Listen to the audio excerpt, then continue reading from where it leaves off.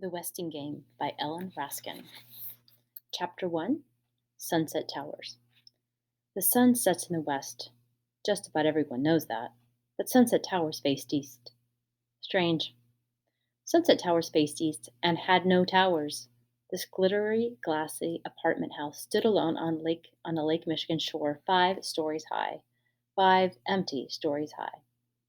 Then one day, it happened to be the 4th of July, a most uncommon looking delivery boy rode around town slipping letters under the doors of the chosen tenants to be. The letters were signed Barney Northrup. The delivery boy was 62 years old, and there was no such person as Barney Northrup. Dear lucky one, here it is, the apartment you've always dreamed of, at a rent you can afford, in the newest, most luxurious building on Lake Michigan. Sunset Towers. Picture windows in every room, uniformed doormen, maid service, central air conditioning, high-speed elevator, exclusive neighborhood near excellent schools, etc., etc.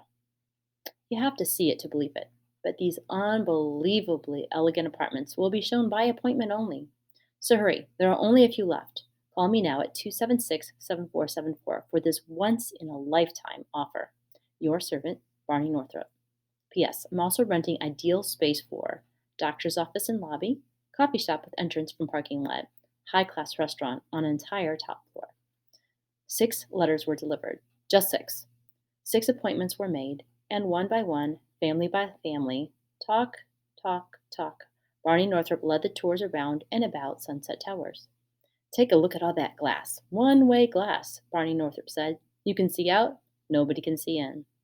Looking up, the Wexlers, the first appointment of the day, were blinded by the blast of morning sun that flashed out of the face of the building. See those chandeliers? Crystal, Barney Northrup said, slicking his black mustache and straightening his hand-painted tie in the lobby's mirrored wall. How about this carpeting? 3 inches thick. Gorgeous, Mrs. Wexler replied, clutching her husband's arm as her high heels wobbled in a deep plush pile. She too managed an approving glance in the mirror before the elevator door opened. You're really in luck, Barney Northrup said. There's only one apartment left, but you'll love it. It was meant for you. He flung open the door in 3D. Now, is that breathtaking, or is that breathtaking? Mrs. Wexler gasped. It was breathtaking, all right. 2 walls of the living room were floor-to-ceiling glass. Following Barney Northrup's lead, she oohed and awed her joyous way through the entire apartment. Her trailing husband was less enthusiastic. What's this, a bedroom or a closet? Jake Wexler asked, peering into the last room. It's a bedroom, of course, his wife replied. It looks like a closet. Oh, Jake, this apartment is perfect for us, just perfect, Grace Wexler argued in a whining coo. The third bedroom was a trifle small, but it would do just fine for Turtle. And think what it means having your office in the lobby, Jake. No more driving to and from work. No more mowing the lawn or shoveling snow. Let me remind you, Barney Northrup said, the rent here is cheaper than your old house costs in upkeep. How would he know that? Jake wondered.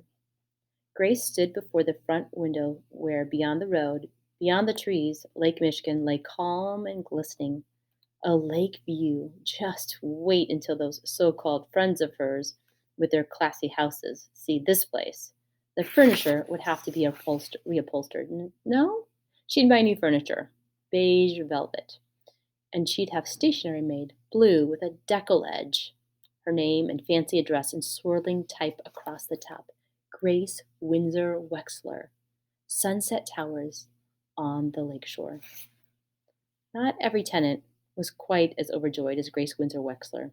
Arriving in the late afternoon, Sadell Pulaski looked up and saw only the dim, warped reflections of treetops and drifting clouds in the glass face of Sunset Towers. You're really in luck, Barney Northrup said for the 6th and last time. There's only one apartment left, but you'll love it. It was meant for you. He flung open the door to a 1-bedroom apartment in the rear.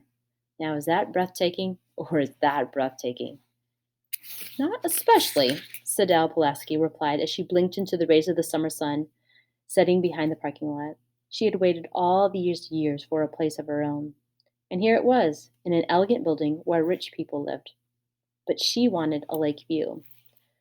The front apartments are taken, Barney Northrop said. Besides, the rent's too steep for a secretary's salary. Believe me, you get the same luxuries here at a third of the price. At least the view from the side window was pleasant.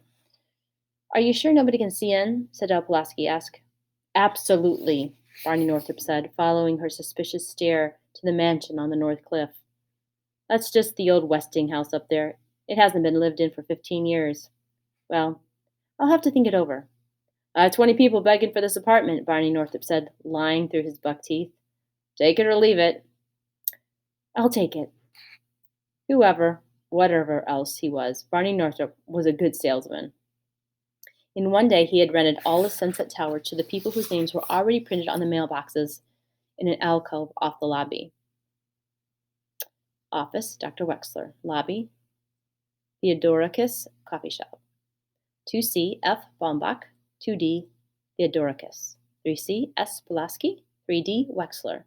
4H, who? 4D, J.J. Ford. 5, Shin Hu's Restaurant. Who were these people, these specially selected tenants? They were mothers and fathers and children, a dressmaker, a secretary, an inventor, a doctor, a judge, and oh, yes, one was a bookie, one was a burglar, one was a bomber, and one was a mistake. Barney Northrop had rented one of the apartments to the wrong person.